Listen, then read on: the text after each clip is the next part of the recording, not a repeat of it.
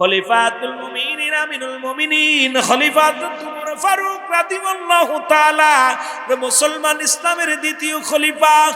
ও যুবক, ওই দুনিয়ার মধ্যে মানুষকে দেখানোর জন্য ছদ্মবেশে এই দুনিয়ার মধ্যে কেমনে রাষ্ট্র পরিচালনা করত, কেমনে জীবন যাপন করত, একটু বোঝালে আপনারা বুঝতে পারবেন আমাদের নেতারা কেমনে চালায়, আমাদের সমাজ কেমনে চলে। খুব খেয়াল করবেন যুবকেরা, আমার যুবক বাবারা যারা আছেন, আজকে মাহফিল কমিটির বাবারা আছেন, বৃদ্ধ বাবারা আছেন, দিলের কান্ডা লাগান শোনো। খলিফাতুল উমর ফারুক রাদিয়াল্লাহু তাআলার জামার মধ্যে 22টা তালি রে। কয়টা তালি?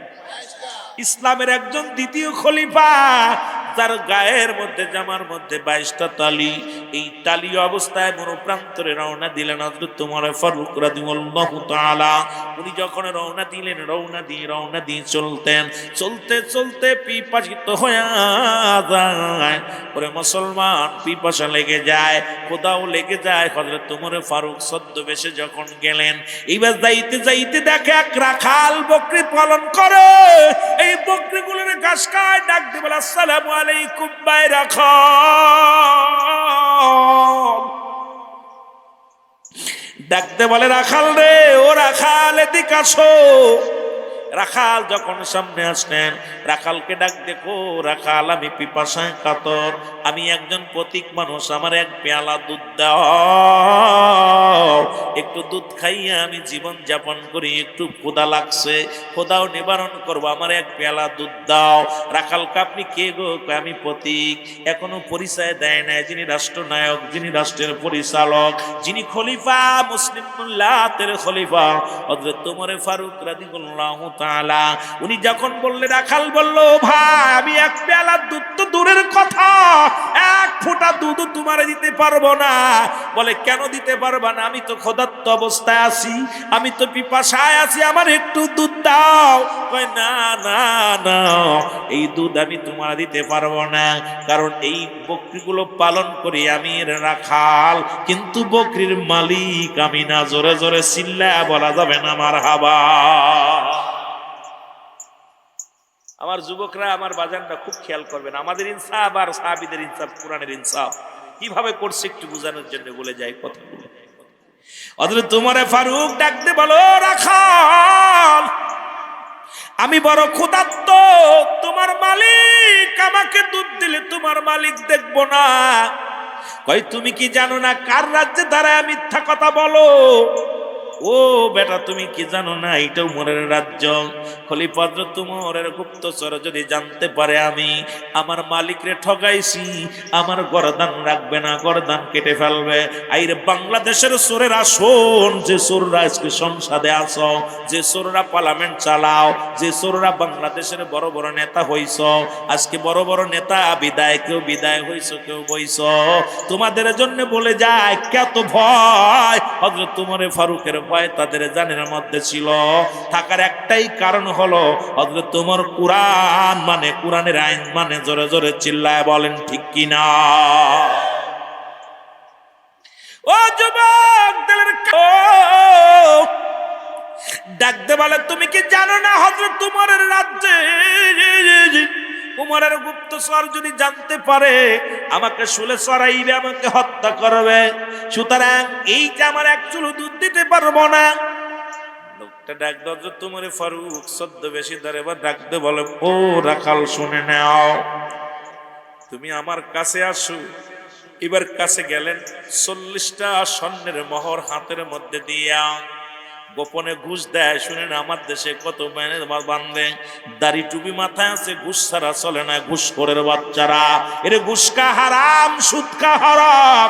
এই ঘুষখোরদের যতই বুঝান, এই ঘুষ আল্লাহর, এমন ভাবে এই ঘুষখোরেরা ঘুষ খায়, সুদ খায়, মনে করে আর মরা লাগবে না, কিন্তু এই জমিনটা তো আমার আল্লাহ রাখবেন। আল্লাহ কয় কুল্লু মান আলাইহা ফান, আল্লাহ কয় বান্দারে এই জমিনটা আমি রাখবো না, এই জমিনটা আমি চূর্ণ বিচ্ছিন্ন করে দিব। এই জমিনের মধ্যে যত মাটি আছে সব মাটিগুলো পুরায় তামা বানায় দিব। এই জমিনের মধ্যে যত পানি আছে সব পানিগুলো পুড়ে ছাই হয়ে যাবে। ও মুসলমান শোনো, এ ঘুষখোরের আসন, সুদখোরের আসন, আজকে কার জন্য তুমি বাড়ি বানাও, কার জন্য গাড়ি বানাও, কার জন্য সম্পদের পার বানাও? ঘুষ খাইয়া সুদ খাইয়া দুনিয়ার মধ্যে চললাম। একবার কি চিন্তা করো নাই মরা লাগবে, মরা লাগবে? এই মরণের পেয়ালা পান করতে হবে। জোরে জোরে চিল্লায় বলা যাবে না, ঠিক কিনা? মহব্বতের সঙ্গে একটু দুরূদ শরীফ পড়েন, আল্লাহুম্মা। দাদা একটু চা দিন, মাঝে মাঝে অল্প চা দিও বাবা।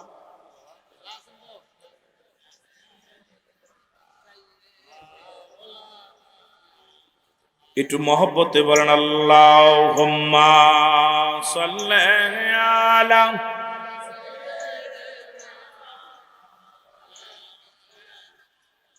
ওয়ালা আলি সাইয়্যিদিনা। এ দুনিয়ার মুসলমান,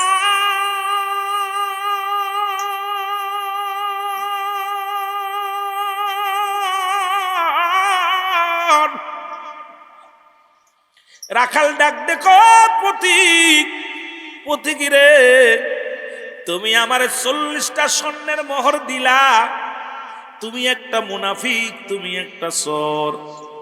উমর দেখছে না তাতে কি হয়েছে? উমরের গোয়েন্দা দেখছে না কি হয়েছে?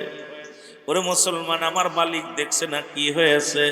আমার আল্লাহ, তুমি যে আমারে ঘুষ দিলাম, তুমি যে আমারে 40টা স্বর্ণের মোহর দিলাম, এরে দামি উমরের চোখ ফাঁকি দিলাম, আমার বকরির মালিকের ফাঁকি দিলাম, আমার মালিকের ফাঁকি দেব কেমনে? আমার মালিক তো সব দেখছে। জোরে বলেন মারহাবা। আরে এটা রাখালের ভিতরে সততা কত! শুধু কোরআন মানার কারণে, কোরআন বুঝার কারণে। ডাক দেখো পথিক, তুমি চোর, তুমি ভণ্ড, তুমি মুনাফিক। কোন খলিফারে যদি এই বলে গালি দেয় কি অবস্থা? আমার দেশের মেম্বারে যদি একটা কথা বলানো যায়, মেম্বার লোকজনদের পিঠায় হাড্ডি ভেঙে দেয়। চেয়ারম্যানটা যদি কড়া কথা কওয়া যায়, চাল চোরের দলেরা, এর এমনও মেম্বার আছে আমার দেশে রে, যারা এই যে গরিবের 10 কেজি চাউল তাও চোখ সহ্য হয় নাই, 10 কেজি চাউলের 8 কেজি চুরি করে, 3 কেজি চুরি করে, 4 কেজি চুরি করে। এর চোরের দল শোন, এই চোরের দলদের কেমনে বুঝাইবো? এর গরিবের হক মাত্র 10 কেজি চাউল, তার ভিতরে 3 কেজি চুরি করে। এরে আল্লাহ এদেরকে কবে এদের পেট ভরাইবে? সমাজের মধ্যে কবে ভরাইবে? আরে দাড়িও দেখলাম, মাথার মধ্যে টুপিও দেখলাম, লম্বা দাড়িও দেখলাম মেম্বারের। ওরে 7 কেজি করে চাল দেয়, 3 কেজি করে চুরি করে। এই চোরদের বিচার দুনিয়ার মধ্যে করার দরকার। জোরে বলেন ঠিক কিনা? গত কয়দিন দেখলাম, আহারে ঈদের আগে গরিবের 10 কেজি করে চাউল দিছে, এডার মধ্যে ভাগ বসাইছে। এক সাংবাদিক ধরছে, দেখলাম বরগুনার এক চোর মেম্বার, এই লম্বা দাড়ি, মুরিদ বলে সরমোনার। কথা বুঝিন, আবার রাগ করেন না, রাগ করেন না। কই হুজুর আমার মুরিদ আবার দিল কয়টা? কয় ওনার জিজ্ঞাসা আপনি কি? আমি মুরিদ হইছি, আমার পীর হলো সরমোনার। তুই মেম্বার মানুষ, তুই 10 কেজি চাউলের জায়গা 6 কেজি 7 কেজি দিছে। আমি তো বালতি ঠিকই মাফিছি। কথা বুঝিনি, মাথার মধ্যে টুপি আছে। আর একটারে দেখলাম হ্যাঁ কয় আমি নামাজ পড়ি 5 ওয়াক্ত, এই বেটা 2 কেজি করে কম দিছে। কথা বুঝিনি? আইরে গরিবের 2 কেজি চাউলের লোভ সামলাতে পারে না। এরা এই দুনিয়ার মধ্যে এই বাংলাদেশ কেমনে চালাবে? এরা আল্লাহর জান্নাতে কেমনে যাবে? এই সমস্ত বেঈমান মুনাফিক, এই সমস্ত ধোঁকাবাজ আমার দেশের নেতা হইলে দেশটা 12টা বাজবে। জোরে বলেন ঠিক কিনা? এই সমস্ত চোর বাটপার ভরে গেছে, এদের থেকে বাঁচতে হবে। দেশটারে বাঁচানো। কারে দিয়ে বুথ খেদাইবেন? যারে দিবেন সেই চুরি করে, যারে দিবেন তারই চুরি করবো। কথা বুঝছেননি? কষ্ট পাচ্ছেন আপনারা? আমি কারো বিরোধিতা করতেছি না, আমি চোরের বিরোধিতা করতেছি। ঘুষখোর সুদখোর আমার পক্ষে না, কারণ সুদখোরদের শাস্তির বিধান যদি জানতেন, ঘুষখোরের শাস্তির বিধান জানতেন, জীবনে এই নামটাই নিতে ভয় পাইতেন। কথা বুঝেননি? আমি যাইতেছি আস্তে আস্তে, যেহেতু কোরআনের মাহফিল দিচ্ছেন, এখানে যদি কিছু কথা আমি সব আমরা তো বক্তা মানুষ, কথা বুঝিনি। আমি তো যদি সময় পাই কথা বলে সময় শেষ করতে পারবো না বাবা। কথা বলা এত কথা রয়েছে আলোচনার ময়দানে, এইগুলো শেষ করতে গেলে সময় শেষ হয়ে যাবে। তবুও চেষ্টা করি যতটুকু সময় আগাতে পারি। একটু মহব্বতে দুরূদ শরীফ পড়েন, আল্লাহুম্মা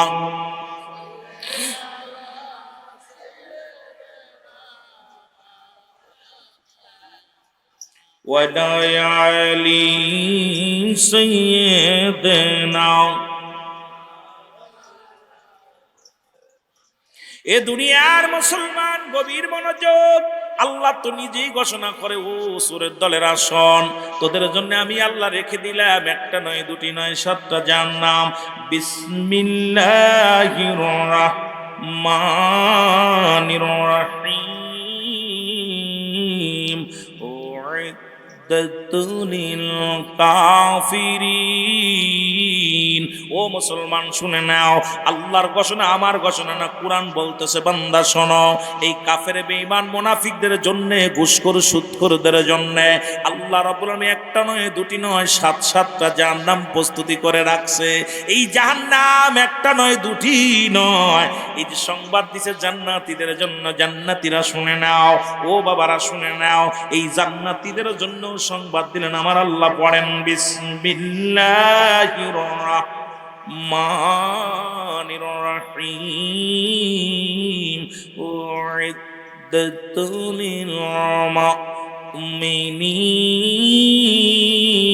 মুমিনিন। আল্লাহ কয় মুমিনদের জন্য, মুত্তাকিনদের জন্য। আজকে যারা সুদ খাবে না, ঘুষ খাবে না, আল্লাহর বিধান ছাড়বে না, রাসূলের সুন্নাত ছাড়বে না, আল্লাহ কয় বান্দা এদের জন্য প্রস্তুতি করে রাখলাম একটা নয়, দুটি নয়, 8টা জান্নাত। এর জাহান্নামীদের জন্যও রাখছে, জান্নাতীদের জন্যও রাখছে। এই কোরআন থেকে কথাগুলো শোনো, কোনো গল্প নয়, কোনো ইতিহাস নয়। এর আল্লাহর বিধান, আল্লাহর কোরআন শুনে নাও, কোরআনের বাণী শুনে নাও। আজকে সেই কোরআন অবমাননা করো, এদের জন্য আল্লাহ কমিনান নাস। মানুষের মধ্যে বেঈমান গুলো আছে, আল্লাহ নিজেই কমিনান নাস। মানুষের মধ্যে মায়াকুলো, তারা বলবে আমান্না, তার ঈমান আনছে বিল্লাহি, আল্লাহর প্রতি, অবিল আখিরাতের প্রতি বিশ্বাস স্থাপন করছে। ওমা হুম বিমুমিনিন। আল্লাহ কয় মুসলমান শুনে নাও, শুনে নাও, আজকে আমাদের মধ্যে চোর আছে, বাটপার আছে মানুষের মধ্যে। এই নাস শব্দের অর্থ হলো মানুষ। ওই চাল চোর আছে, গম চোর আছে, গুদাম চোর আছে। এই দুনিয়ার মধ্যে চোরের বাচ্চাদের কথা আমার আল্লাহ কোরআন বলে। কোরআন বলে মানুষের মধ্যে চোর আছে, বাটপার আছে। এগুলো তো সমাজের মধ্যে ধরা কেউ পড়ে, কেউ ধরা পড়ে না। রাতে চোর ধরা কিছু পড়ে, কিছু পড়ে না রে মুসলমান শুনে নাও। এই বাটপার গুলো আজকে সমাজটারে শেষ করে দেয়, জাতিকে শেষ করে দেয়। একটাই কারণ হলো, তোরা কারা কোরআন বোঝে না, হাদিস বোঝে না। জোরে জোরে চিল্লায় বলা যাবে না, ঠিক কিনা? আহা, আল্লাহ নিজে কমিনান নাস, মানুষের মধ্যে আছে মায়াকুলু, তারা বলবে আমার না, তারা ঈমান আনছে বিল্লাহি।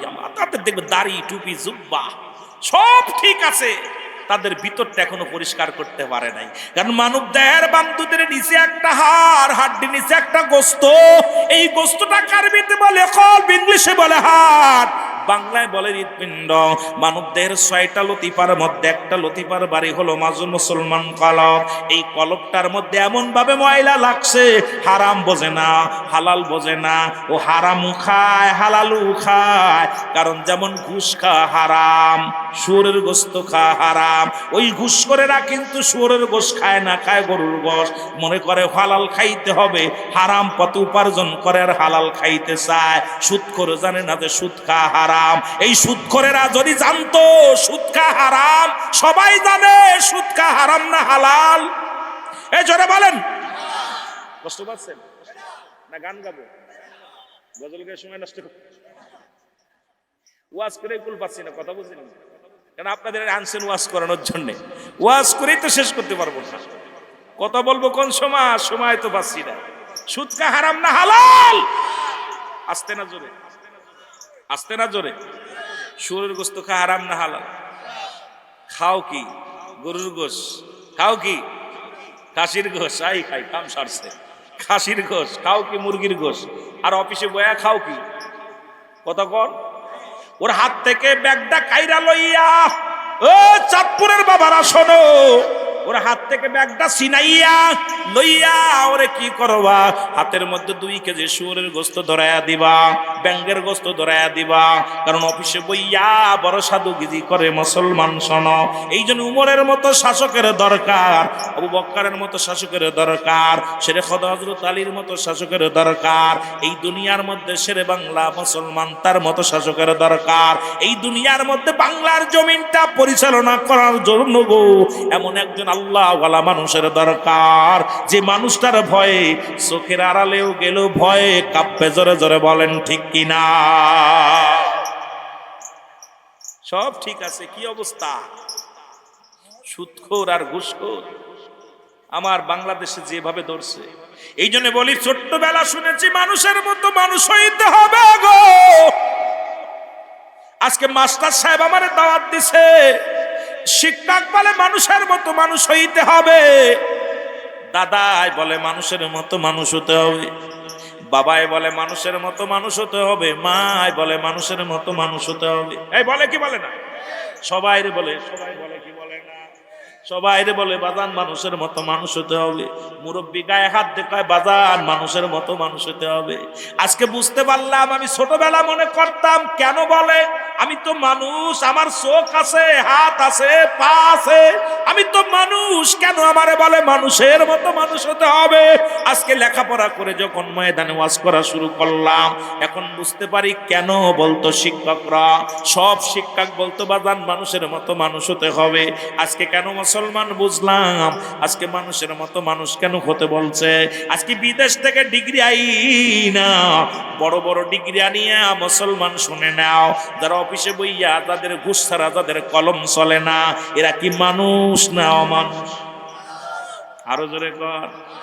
এরা কি লেখাপড়া শিখছে, জানোয়ার হয়েছে না মানুষ হয়েছে? জোরে বলেন কি হয়েছে? ওরে টাকা খরচ করে তুই জানোয়ার বানাইলি বিদেশ থেকে ডিগ্রি লইয়া, ঠিক কিনা? এর জমি বিক্রি করিয়া টাকা দিয়া সন্তানের জানোয়ার বানাই নিয়ালি, ওই জানোয়ার অফিসে বইয়া সুদ ছাড়া তার ঘুষ ছাড়া তার কলম চলে না। ডক্টর বানাইলি কষ্ট পাবেন না, বিদেশ থেকে পিএইচডি করায় ডক্টর বানাইয়া, যে ডাক্তার মুসলমান যারা অপারেশন থিয়েটারে যায় না, টাকা ছাড়া যারা অপারেশন থিয়েটারে যায় না, টাকার জন্য রোগী মারা যায়, ওই ডাক্তার কি মানুষ না জানোয়ার? ও কি মানুষ হতে পারছে? মানুষ হতে পারে নাই। আজকে বুঝি কেন মানুষের মতো মানুষ হতে বলছে। যে শিক্ষক ছাত্রদের ফেল করায় দেয় প্রাইভেট না পড়াইলে, কয় প্রাইভেট পড়বি পাস করায় দিব, ইংলিশে হেফ গ্রেড, মুসলমান ডি কোথায়, বিজ্ঞানের ডি গ্রেড, অঙ্কে বি গ্রেড। এর মুসলমানও কয় যদি আমার কাছে লেখা প্রাইভেট পড়িস তাহলে পাস করায় দিব। তাহলে বোঝা যায় ওই শিক্ষক মানুষ হয় নাই, ও অমানুষ। যার কাছে প্রাইভেট না পড়লে ছাত্র ফেল করে, ওর মতো জানোয়ার এই সমাজের মধ্যে মানুষ হতে পারে নাই। জোরে বলেন ঠিক কিনা? আমার পরে হয়তো অনেকে রাখতেছেন, কিচ্ছু করার নাই, কষ্ট পাচ্ছেন। নামটা সিদ্দিকী, রুহুল আমিন সিদ্দিকী নাম দিচ্ছেন। সুতরাং আমার আলোচনা যত ইউটিউবে দেখবেন সব কড়া কড়া কথা, বিড়ির বিরুদ্ধে, গাঁজার বিরুদ্ধে, মদের বিরুদ্ধে, নারীর বিরুদ্ধে। রুহুল আমিন সিদ্দিকীর কণ্ঠে এভাবেই চলছে, কিয়ামত পর্যন্ত চল, যতদিন বেশি চলবে। কারণ আমার কথা হলো হক কথা বলবো। সে যদি চোর হয়, চোরকে চোর বললে চোর কষ্ট পাবে, ঠিক কি না? ডাকাতরে ডাকাত বললে কষ্ট পাবে। কিন্তু ইমানদারেরা বইছে জান্নাতের বাগানে, আমরা বসেছি শুধরায় নেওয়ার জন্য, গুনাহ মাফের জন্য। জোরে বলেন ঠিক কি না? আল্লাহ আমাদের কবুল করুক। জোরে বলেন আমিন। আমি সবাই দেখেন, সবাই কয় মানুষের মতো মানুষ হতে হবে। আজকে হিসাব করে মিলাইলাম, আমার দেশে যত দুর্নীতিবাজ, ওরে রিক্সা চালক দুর্নীতিবাজ নয়, ওই না যিনি মাঠে কাজ করে কৃষক দুর্নীতিবাজ নয়। আমার দেশের সবচেয়ে বড় দুর্নীতিবাজ হলো বড় বড় রাঘব বোয়াল, বড় বড় শিক্ষিত সমাজ। আজকে তারা মুখে বলে একটা, অন্তরে করে আর একটা। বড় বড় ডিগ্রি নিয়ে অফিসে বইয়া যারা সুদ ছাড়া চলে না, ঘুষ ছাড়া চলে না, কইলে কষ্ট পাবেন। আমার দেশে এই যে ডিজিটাল মসজিদ, এ মসজিদও বর্তমান যখন সরকার বলছে এদেরকে কি ভাতা দেওয়া হবে, শুরু হয়ে গেছে 2 লাখ 1 লাখ করে ঘুষ দিয়া ঢুকা। কারণ ঢুক দিলেই মুসলমান, ঘুষ দিয়েও ইমামতি নেয়, তাহলে কার পাশে নামাজ পড়ব? আমি দাড়ি টুপি জুব্বা লাগাইয়া ঘুষ দিয়া যদি চাকরি নি, ওরে মুসলমান শুনে নাও, নিজেও হারাম খাইলাম, মুসল্লিদেরকে হারাম পথে নিলাম। জোরে বলেন ঠিক কিনা? অসংখ্য মসজিদে ঘুষ দিয়ে ঢুকতেছে, কারণ যেই শুনছে ভাতা দিব সরকার। কথা বুঝেননি? আরে তোর পাশে নামাজ হইব রে এই বাটপার। আজকে আমার সমাজে আলেম সমাজ যদি কঠোর হতো, যদি কোরআনের আইন মানত, হাদিসের বিধান মানত, আমার দেশটা সোনার বাংলা, সোনার বাংলাই হয়ে যেত। যেটা বলেন ঠিক কিনা? 1 পাইছি চোরের খড়ি, 2 পাইছি বদমাইশের খড়ি। জোরে কোন ঠিক কিনা? আর বর্তমান পাইছি পরকীরের খড়ি। জোরে বলেন ঠিক কি? যে অবস্থা চলতে, এর একটা কারণ আছে, আমি যাবো আস্তে আস্তে। আমার মুসলমান বাবারা আমার, শোনো, যে কথা বলতেছিলাম শোনো গো। এই জিনার বিধান হলো, যদি কোনো যুবক এই পৃথিবীর মধ্যে কোনো যদি অবিবাহিত নারী, অবিবাহিত পুরুষ যদি জিনা করে, শোনো, এই জিনার বিধান হলো, শুনে নাও, শুনে নাও, 100 ডোরা মারতে হবে গায়ের মধ্যে। মুসলমান শুনে নাও, এরপরে যদি মারা যায়, যদি জীবিত থাকে, মারা তো যাবেই, এমন জোরে মারতে হবে। আজকে আমাদের দেশে বিচার নাই, আজকে আমাদের দেশে সমাজ নষ্ট হয়ে গেছে, জাতি নষ্ট হয়ে গেছে। এই যদি 100টা ডোরা মারবে, কয়েকটা ডোরা মারার পর যদি মারা যায়, অবিবাহিত থাকার কারণে ওকে গোসল করাতে হবে, ওকে দাপন করাবেন, ওকে জানাজা পড়াইবেন, কাপন পরাইবেন, ইসলামের বিধান আছে। বাকি ডোরাগুলো থাকলে কবর উপরে মারতে হবে, এটা হলো ইসলামের বিধান। আর যদি বিবাহিত পুরুষ, বিবাহিত নারী যদি জিনা করে, শুনে নেন চাঁদপুরের বাবারা, ভালো করে শুনে নেন, শুনে নেন। যদি কোন আজকে দেখা যায়, অন্য চাষি যদি দেখলাম কদিন আগে, কোথায় নিজের আপন মা, সৎ মার সঙ্গে সন্তান অবৈধ, এ যুবক বড় লজ্জা লাগে রে যুবক, কথাগুলো বলতে গেলেও কষ্ট হয়। আজকে মুসলমান বাতিজার সঙ্গে চাষি, ভাইয়ের সঙ্গে ছোট ভাইয়ের সঙ্গে বড় ভাবি, বড় ভাবির সঙ্গে ছোট ভাই, আজকে অবাধ মিলামিশা, অবাধ জিনাজ বিচার হয়। এর একটা কারণ ইসলামের বিধান শুনে নেন, কোরআনের আইন শুনে নেন। কোরআন বলতে, যদি কোনো বিবাহিত নারী, বিবাহিত পুরুষ জিনা করে, শাস্তির বিধান হলো এই বুক পর্যন্ত মাটির ভিতরে পুঁততে হবে, এরপরে কঙ্কার মারতে হবে। যতক্ষণ পর্যন্ত মৃত্যুবরণ করবে না, ততক্ষণ পর্যন্ত মারা বন্ধ হবে না। এরা যখন দুনিয়া থেকে মারা গেছে, নিশ্চিত হয়ে গেছেন মারা গেছেন, তখন তারে মাটি করে উঠাইবেন, উঠাইয়া তারে কি করবেন? দিবালয়ে কুকুর শিয়াল দিয়ে লাশটারে খাওয়া দিতে হবে। বিবাহ থাকার কারণে বিবাহিত পুরুষ, বিবাহিত নারীর কোনো জানাজা হবে না, বিবাহিত নারীর, বিবাহিত পুরুষের কোনো দাফন হবে না, বিবাহিত পুরুষ, বিবাহিত নারীর কোনো কাফন হবে না। কোনো মুক্তি যদি থাকে না, আমার কাছে বসেন, আমারে বুঝাইয়া দিতে যদি পারেন, আপনি বসেন। মুসলমান শুনে নেন, একটা বিচার যদি চাঁদপুরের জমিনে হতো, এর বউ আর একজন নিয়ে দৌড়াইয়া পালাইতো না। জোরে বলেন ঠিক কিনা?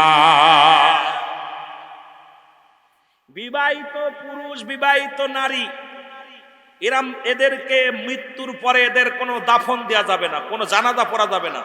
জানাজা নিষেধ, কাফন দেয়া নিষেধ, কবর দেয়া নিষেধ, দিবালয়ে তাদের কুকুর শিল দিয়ে খাওয়াইতে হবে। আপনি এই বিচার যদি হতো, আপনি সারা বছর যদি আপনি বিদেশে পড়ে থাকেন, আপনার বউ জীবনেও কারোর লগে ডেটিং করবে না। জোরে বলে ঠিক কিনা? আপনার ভাই জীবনেও কোনো অন্য মেয়ের কাছে যাবে না। কিন্তু ইসলামের বিধান নাই, কোরআন মানেন না, বিলাস অবস্থা খারাপ, কোরআন মানেন না। কিন্তু এখানে বুকে হাত দিয়ে সবাই বলতে পারেন আমরা এখান থেকে বাঁচতে পারছি। কিন্তু আমার বাবারা, আমার দেশে কি করে জিনা কইরা জেলে গেলে ফুলের মালা গলায় নিয়ে ফেরে, এই হলো আমার দেশ। কথা বুঝেননি? আরে কত কষ্টে যে আছি, এই কথাগুলো আমি বলবো না, আপনি বলবেন না, বললেই দোষ। আমার মুসলমান গভীর মনোযোগ, হযরত ওমর ফারুক রাদিয়াল্লাহু তাআলা মনে আসেনি যুবক? মনে আসেনি? কয় ডাক দে বলে, প্রতীক তুমি আমারে ঘুষ দাও, তুমি একটা মুনাফিক, তুমি একটা চোর। হযরত উমরে ফারুক রাগেতে টকবক, কিন্তু চেক দিছে, চুপ করে নিরাপত্তা পালন করতে। কিন্তু বাবা তুমি আমারে মুনাফিক বললে কেন? ডাক দে বলে, এ রাখাল, তুমি আমারে কেন মুনাফিক বললা? কয়, কেন তোমারে মুনাফিক বললাম? শোনো, তুমি আমারে গোপনে ঘুষ দিয়াও, তুমি কি আল্লাহরে ভয় পাও না? তুমি কি আমার মাওলারে ভয় পাও না? তুমি উমরকে ভয় পাইলে না। উমর হয়তো দেখছে না, উমরের গুপ্তচর দেখছে না, আমার মালিকও দেখছে না, কিন্তু আমার রব্বি কারিম তো দেখছে রে। তোমার মতো মুনাফিক তুমি একটা সর, তোমার মতো মুনাফিক, এই বলে গালি দিতে লাগলেন। অত তোমারে ফারুক ডাকতে বলো, ও পতি, সারা জীবন তুমি শুধু রাখাল, সারা জীবন তুমি শুধু বকরি চড়াইবা, তোমার কি ধনী হওয়ার শখ নাই? ধন সম্পদের শখ নাই? আরে যে দেশের পিয়নের বাড়ি হয়, আমার দেশের বাংলাদেশে একজন পিয়নের 5 তলা 10 তলা বাড়ি হয়। এই পিয়ন আবার হেলিকপ্টারে যাতায়াত করে মুসলমান। সে দেশের দুর্নীতি থেকে কেমনে আমরা বাঁচাবো? যে দেশের একজন পিয়নের বাড়ি গাড়ি হয়। আমি ইন্ডিয়াতে গিয়েছি, দেখেছি বড় বড় অফিসাররা মুসলমান, শুনে নাও, যারা কি চালায়, বাইসাইকেল চালায়, অফিস করে, বাইসাইকেলে চড়িয়া তারা অফিস আদালত করে। আর আমার দেশের পিয়নের এই মুসলমান ভিআইপি গাড়ি পায় কোথায়? গাড়ির উৎস কিরে মুসলমান? বাড়ির উৎস কি একবার যদি তলব করতো, সব ধরা পড়ে যেত। জোরে জোরে বলেন ঠিক কিনা? ধরার মানুষ নাই, ধরবে কি? আমি ধরবো? আমি তো দুর্নীতিবাজ, আর ধরবো কেমনে? আমার মুসলমান বাবারা, দিলের কান্ডা লাগা শোনো। হযরত ওমর যখন বললেন, বলে পর রাখাল ডাকতে বলে, প্রতীক শোনো গো, আমার মাত্র 2টা আশা, জীবনে 2টা মাত্র আশা আছে। একটা হলো আমি ইমানের সঙ্গে যেন আমার মরণ হয় রে, আর ওই মরণের পরে যেন আমার আল্লাহ আমার একটা জান্নাত দেয়। আমার জীবনে 2টা আশার একটা হলো আমার আল্লাহর জান্নাত, দ্বিতীয়টা হলো খলিফা হযরত ওমর ফারুক, এই রাজ্যের যিনি প্রধান। আমার মনে বড় শখ, তার জীবনে একবার 2 নয়ন ভরে দেখব। আমার 2টা শখ, এই 2টা শখ যদি আমার আল্লাহ পুরা করত, এই 2টা শখ, তবে একটা শখ, আমি আমল 5 ওয়াক্ত নামাজ পড়ি, হালাল খাদ্য খাই, সঠিক পথে থাকি, হয়তো আমি ইন্তেকালের পরে আমার আল্লাহ জান্নাত দিব। কিন্তু উমরের সঙ্গে কেমনে দেখা করব? আমি তো একাদিন গিয়েছি উমরের সঙ্গে দেখা করার জন্য, কিন্তু হযরত উমরের সঙ্গে দেখা করা সম্ভব হয় নাই। ডাকতে বলে, কেন হয় নাই তুমি বলো? বলে, হয় নাই, যখন মসজিদ নববীর মধ্যে নামাজ পড়তে গেছি, দেখি দামি দামি মানুষ, বড় বড় লোকরা, বড় বড় আলেমরা, বড় বড় দামি দামি কাপড় গায়ে দিয়ে নামাজ আদায় করতেছে। আমি ভয়ে ঢুকতে পারি নাই, এই জন্য উমরকে দেখতে পারি নাই। জীবনে বড় 2টা আশা রে, একটা হলো আল্লাহর জান্নাত, আর একটা খলিফা ওমরকে দেখা। জোরে জোরে চিল্লায় বলা যাবে না মারহাবা? একটা কি? ইমার জন্য দোয়া করি না, তোমার জন্য দোয়া করি। ভাই কেমনে ভাবলা তোমার মতো সুরের দোয়া আল্লাহ কবুল করবে? তোমার মতো মুসলমান, শুনে নাও, মুনাফিকের দোয়া কবুল করবে। অথচ তোমারে ফারুক গোপন রাখলেন তার পরিচয়। এবার দ্বিতীয়বার বলো, ভাই তোমার কি শখ উমরকে দেখা? বলে, হ্যাঁ, জীবনে আমি অযথ উমরকে যদি 2 নয়ন ভরে দেখতে পারতাম, আমার জীবনটা আশা পুরা হয়ে যেত। অথচ তোমারে ফারুক ডাক দেখো, ভাই রাখাল শোনো শোনো, আগামীকাল ফজরের নামাজ ইমামতি করবে হযরত উমর। কেমন খলিফা রে ভাই! আর আমার দেশের নেতারা দাঁড়ায়া প্রস্রাব করে বয়া করতে পারে না, আমার দেশের এমপি মন্ত্রীরা সূরা ফাতিহা পড়তে পারে না, আমার দেশে অনেক মন্ত্রী এখন জানাজার নামাজ কেমনে পড়ে পড়তে পারে না, আমার দেশে অনেক এমপি আছে ঈদের নামাজও ভুল করে, আমার দেশে এমন এমপি আছে ও মুসলমান 6টা সূরাও পারে না, 5টা কালেমাও পারে না, আমার দেশে এমন এমপি আছে মুসলমান শরীয়তের বিধানও বোঝে না। তাহলে এরা কেমনে এদেরকে দেশ চালাবো? এদেরকে দিয়া কেমনে সমাজ চালাবো? বড় বিপদের মধ্যে আছি আমরা। জোরে জোরে চিল্লায় বলেন ঠিক কিনা? আছে না ভাই? আছে, অসংখ্য আছে। আহা, এই মুসলমান গভীর মনোযোগ শুনে নাও। হযরত উমর ফারুক ডাকতে বলে, রাখাল শোনো গো, আগামীকাল ফজরের নামাজে তুমি যাবা, যাইয়া সামনের কাতারে বসবা, দেখবা খলিফা হযরত উমর ফারুক ইমামতি করতে আসবে, তুমি হযরত উমর ফারুককে প্রাণ ভরে দেখে নিবা। বলে হযরত উমর ফারুক চোখের পানি মুছতে মুছতে রওনা হয়ে গেল। ডাকতে বলে, রব্বে কারীম,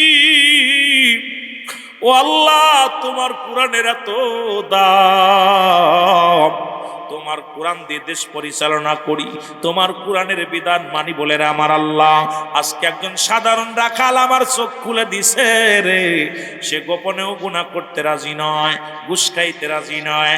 আল্লাহ, আমার রাজ্যের সবার জন্য এইরকম আমি খবর নিতে পারি, সবাই যেন ঈমান নিয়ে থাকতে পারে। জোরে জোরে চিল্লায় বলা যাবে না সুবহানাল্লাহ। ওমরে ফারুক রওনা হয়ে চলে গেলেন।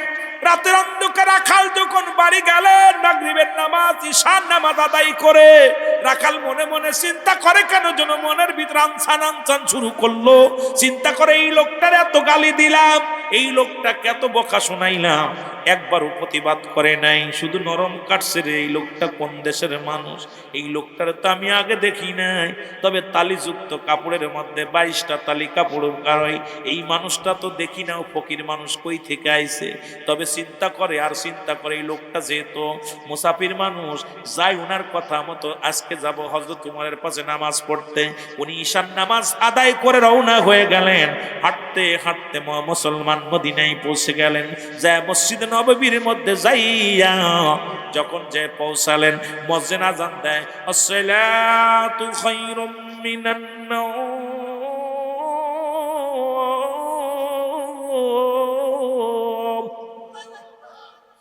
আল্লাহু আকবার,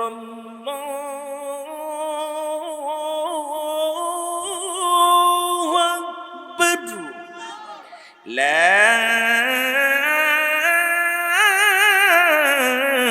ইলাহা ইল্লাল্লাহ,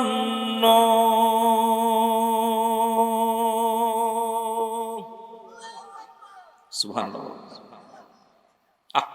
আজান যেই দিছে, আজান যখন হয়ে গেছে রে মুসলমান, ওই রাখাল তাকা দেখে মসজিদের মধ্যে মুসল্লিরা যাইয়া সবাই কাতারবন্দি হইয়া বসলেন। আর ইমাম বরাবর বসেছে হযরত উসমান গনি রাদিয়াল্লাহু তাআলা। উসমান গনি রাদিয়াল্লাহু তাআলার পাশে যে বসলেন রাখাল মুসলমান, এবার সুন্নাত নামাজের হুকুম দিলেন। হযরত উসমান গনি রাদিয়াল্লাহু তাআলা বললেন, ভাইরা সবাই তোমরা ফজরের সুন্নাত নামাজ আদায় করো। সুন্নাত নামাজ যখন আদায় হয়ে গেল, হযরত উসমান গনি রাদিয়াল্লাহু তাআলা তাকায় দেখে একজন সাধারণ পাবলিক, উনারও গায়ের মধ্যে প্রতিতাল মুসলমান পটি, ওই কাপড়ের মধ্যে তালি দেওয়া। ডাক উসমান গনি কও, ভাই তোমার তো চিনলাম না। ও মুসলমান শুনে নাও, তোমার তো আমি দেখি না, এর আগে কোনোদিন তো তোমার সামনের কাতারে নামাজ পড়তে দেখি নাই, আজকে কেন এখানে বসছো, বাড়ি কই?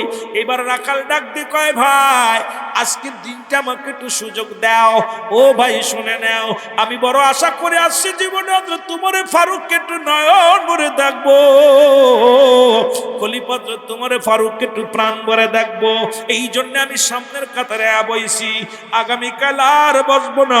উসমান গনি কয়, ভাই না, এই মসজিদের মধ্যে একমাত্র ইমামের জায়গা নির্ধারিত, তুমি আগামী কাল থেকে তুমি আমার এই জায়গা বসবা, কারণ মসজিদের মধ্যে যখন তুমি আসবা, যেখানে জায়গা পাইবা সেখানেই বইয়া যাইবা। ও মুসলমান শুনে নাও, আজকে বাংলাদেশের মধ্যে আমাদের দেশে দেখি মসজিদের মধ্যে যাই নামাজ ফেলা থাকে, এটা হলো মুসলমান হাজী সাহেবের, এটা হলো মোল্লা সাহেবের। ওরে মুসলমান, ইমাম মুয়াজ্জিন দাঁড়ায় যায়, সামনের কাতার ফাঁকা থাকে, কয় ওখানে হাজী সাহেব আইবো, দাঁড়াইবো, নামাজ হইব না মুসল্লিদের। ওই মুসলমান শুনে নাও, যে মসজিদের সর্বজনীন সকলকে দাঁড়ানোর এখতিয়ার নাই, ওই মসজিদে কেমনে নামাজ হয়? একমাত্র ইমাম ব্যতীত আর কারোর জায়গা নির্ধারিত করার কোন এখতিয়ার নাই। জোরে বলেন ঠিক কিনা? আমার এইটা সেক্রেটারির জায়গা, এটা সভাপতির জায়গা, বাপ দাদার সম্পদ কিনে থুইছে একদম। বদমাইশগুলো। ওই ইমামরে ঘাট ধরে বের করে দিতে হবে। ইমাম যে এখন নির্ধারিত মাসালা দিতে পারেন, ওরে বাদ বেরো মসজিদ থেকে। একমাত্র ইমামের জায়নামাজটা থাকবে, ওখানে ইমাম দাঁড়াবে একমাত্র ইমাম। বাকি জায়গাগুলো সবার এখতিয়ার আছে, যা যেখানে পাবে। এটা সম্মানের ক্ষেত্রে যদি কোনো ব্যক্তি আপনাকে, মুরব্বী মানুষ ভাই আপনাকে দিল, এটা অন্য ব্যাপার। আপনার জন্য নির্ধারিত কোনো জায়গা রাখা দূরত্ব নাই। কিন্তু আমার দেশে অসংখ্য মসজিদে আমি নিজে দেখেছি, অনেক মসজিদ জায়নামাজ 16টা 15টা জায়নামাজ পাড়া রয়েছে। ইমাম ওই জায়গা কেউ দাঁড়ায় না, খালি পাশে দাঁড়ায় থাকে। আই তোর নির্ধারিত জায়গা তোরে কে বলছে? কোন ফতোয়ায় ফেলে এটা তোর ঘর? আল্লাহর ঘর, সবার অধিকার। যখন যে যাবে তখন সেখানে সে বসবে। জোরে বলেন মারহাবা। আর একটু জোরে বলেন মারহাবা। আরো যদি পারো তোমার জায়নামাজ টাইনা নিয়ে আরেকজনকে দাঁড়া করে দাও। তোমার জায়নামাজের ভিতরে একজন ভাইজান আসেন, আপনি এটি দাঁড়ান। এটা মহব্বত, ভালোবাসা। উনি মনে মনে কয় হারে মুসল্লি কত মনে আন্তরিকতা, দোয়া আসবে। আর তোমার জায়গা খালি রেখা, পিছনে 3 হাত খালি, সামনে থাকে খালি, পিছনে মুসল্লির গড়াগড়ি। জোরে কোন ঠিক কিনা? এগুলো চলবে না, এটা ইসলামের বিধান। আজকে আমাদের দেশের ইমামরা বলতে পারে না, কারণ ইমামের চাকরি। আমি বলি এ ভাই, ইমামের চাকরি এখন চলে গেছে আমাদের কমিটির হাতে। না, ছেড়ে দে ইমামতি, করবো না ইমামতি। ইমাম মানেই নেতা। যখন দোয়া পড়ে আনা ইমামুল লিমান হাজার মাইয়াতুর, দোয়াটা পড়ছে কি জানো? আর মুসল্লিকে দাতুল বেদাল ইমাম, ইমাম বরাবর ইমাম যা কয়। আরে তুই যদি দায়িত্ব নিছিস মুসল্লিদের, সুতরাং তুমি যদি দায়িত্ব নিতে না পারো, তোমার যদি এই হ্যাডাম না থাকে, ইমামতি ছেড়ে দাও। প্রয়োজন নেই, তোমার নেতৃত্ব মানে না, ইমামতি করবা না, প্রয়োজন নেই, ছেড়ে দাও। যে ইমামকে ধমক দেয়, যারা ইমামকে হুকুম দেয়, যারা ইমামের পরে মাতবারি করে, ওর নামাজ তো কোনোদিন হবে না, ওই নামাজ ওর নিজেরও হবে না। সুতরাং ইমামতি ছেড়ে দাও, ওরে দিয়ে দাও সামনে। জোরে বলেন ঠিক কিনা? মনে হচ্ছে আপনারা কষ্ট পাচ্ছেন। ইমাম মানে কি? ইমাম মানে কি? নেতা। আমার দেশে ইমামদের কড়া নির্দেশ, কড়া। আমাদের ইমামরা এক হুকুমের গোলাম হয়ে গেছে। একমাত্র ইমাম ব্যতীত মসজিদের মাতবারি কেউ করতে পারে না। কিন্তু ইমামরা, ইমাম সাহেব দাঁড়াও, এই ইমাম সাহেব ছোট মুনাজাত দাও, এই ইমাম সাহেব বড় মুনাজাত দাও, এই ইমাম সাহেব এটা করলে কাম। মনে হয় হুকুমের গোলাম। ইমাম মানেই নেতা। এই জন্য আমার বাবারা, আজকে আমার দেশের ইমামদেরকে বলবো, বাজান খালি ইমামতির মধ্যে সীমাবদ্ধ থাকবেন না। প্রয়োজন হলে গরু পালবেন, মাঠে কাজ করবেন, খালি এসির মধ্যে বইবেন আর নামাজ পড়াবেন। এই জন্য আপনারা নির্যাতিত হচ্ছেন। কারণ আপনার নিজের পায়ে দাঁড়ান। নিজের পায়ে যখন দাঁড়াবেন, ইমামতির পর নির্ভর করবেন না, ইমামতির পর নির্ভর করবেন না। আপনি দোকানদারি করেন, প্রয়োজন হলে পান বেচেন, ধরুন যে চা বেচেন, প্রয়োজন লজ্জা করে? আরে এই মৌলবী, তোর যদি লজ্জা করে তো ছেড়ে দে, অন্য ধর্মে চলে যা। কেন আমার নবী নিজে মাটি কাটছে, আমার নবী মাটি টানছে, আমার নবী বকরি পালন করছে। যিনি নবীদের নবী, বাদশার বাদশা, তিনি যদি মাটি কাটতে পারে, আমি কেন পারবো না? আমার নবী যদি মাটি টানতে পারে, আমি কেন পারবো না? আমার নবী যদি বকরি চড়াইতে পারে, আমি কেন পারবো না? জোরে বলেন ঠিক কিনা? কিন্তু আমরা ছোট কাজ মনে করি, ছোট কাজ মনে করি না। আপনি 10টা গরু পালেন, 10টা ছাগল পালেন, আপনি 1 বিঘে ভুঁই মানুষ কাছে নেন, হাওলাত নেন, কিনিয়া চাষ করেন, ইরি লাগান, ধান লাগান। যখন আপনার খাবারের ব্যবস্থা হয়ে যাবে, তখন ওর উপর নির্ভর করবেন না। ইমামতির পরে নির্ভর করার কারণে আজকে আমাদের দেশের ইমামদার নির্যাতিত হচ্ছে। না, ছেড়ে দেন ইমামতি, ছেড়ে দেন, দেখবেন সোজা হয়ে যাবে। জোরে বলেন ঠিক কিনা? সমাজ সোজা করার জন্য আপনাকে নির্ভর হওয়া যাবে না। আমার ইমাম ভাইয়েরা যারা করে একটু মনে মনে কষ্ট পেয়েছে, রুহুল আমিন ভাই কি বলে, আমি আপনাদের পক্ষে বলতেছি, বিপক্ষে বলতেছি না। কারণ আমাদের নিজের পায়ে নিজে দাঁড়াইতে হবে। জোরে বলেন ঠিক কিনা? ঠিক কিনা? ঠিক কিনা? একটু মহব্বতের সঙ্গে জিকির করেন, লা ইলাহা।